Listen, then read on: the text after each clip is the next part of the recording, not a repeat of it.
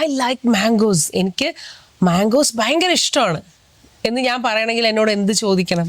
Do you like mangoes? നിനക്ക് മാങ്ങ ഇഷ്ടമാണോ? മാങ്ങകൾ ഇഷ്ടമാണോ? മാങ്ങകൾ ഇഷ്ടമാണോ? Do you like mangoes? അപ്പൊ ഞാൻ പറഞ്ഞല്ലോ ഐ ലൈക്ക് മാംഗോസ്. അവൾക്ക് മ്യൂസിക് ഭയങ്കര ഇഷ്ടമാണ്. അവൾക്ക് മ്യൂസിക് ഭയങ്കര ഇഷ്ടമാണ്.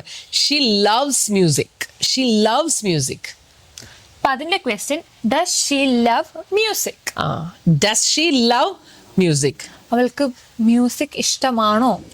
അപ്പം യെസ്, ഷീ ലവ്സ് മ്യൂസിക്. ഇനി ഇങ്ങനെ ചോദിക്കണം, അതായത് അവൾക്ക് മ്യൂസിക് ഇഷ്ടമല്ലേ എന്ന് ചോദിക്കണമെങ്കിലോ?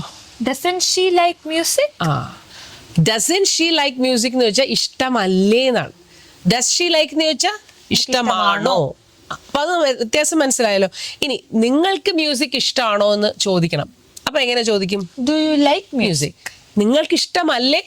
Don't you like music? Don't you like music. അപ്പൊ ഡു യു ലൈക്ക് മ്യൂസിക് എന്താണ്? ഇഷ്ടമാണോ. ഡോണ്ട് യു ലൈക്ക് മ്യൂസിക് ഇഷ്ടമല്ലേ?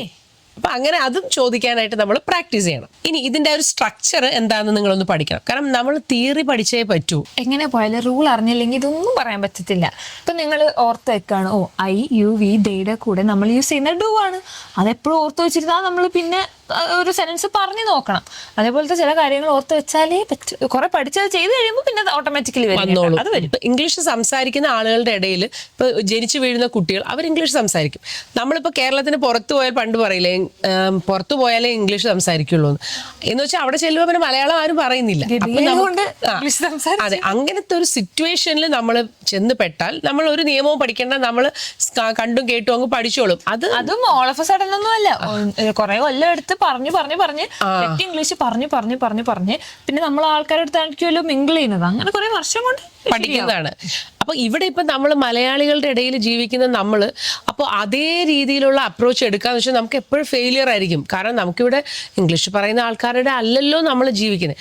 അങ്ങനെയുള്ള ഒരു സാഹചര്യം ആയതുകൊണ്ട് നമ്മൾ എന്ത് ചെയ്യണം? ഇപ്പം നമുക്കിതൊക്കെ ഉള്ളത് കൊണ്ട്, സോഷ്യൽ മീഡിയ ഒക്കെ ഉള്ളതുകൊണ്ട് നമുക്ക് ഒരുപാട് വീഡിയോസ് കാണാൻ, കേൾക്കാം. പക്ഷെ ഇന്ററാക്ട് ചെയ്യാൻ നമുക്കൊരു വ്യക്തിയെ നമുക്ക് എപ്പോഴും കിട്ടിയെന്ന് വരില്ല. അപ്പോൾ നമ്മൾ എന്ത് ചെയ്യണം? നല്ല നിയമങ്ങളൊക്കെ പഠിച്ചിട്ട് പറഞ്ഞ് പ്രാക്ടീസ് ചെയ്യുക.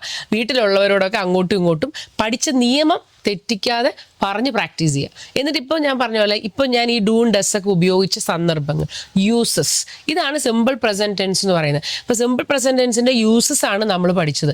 അപ്പം എന്തൊക്കെയാണ് ഈ ടെൻസ് കൊണ്ട് നമ്മൾ എവിടെയൊക്കെ ഉപയോഗിക്കാം എന്ന് വ്യക്തമായിട്ട് പഠിക്കുക.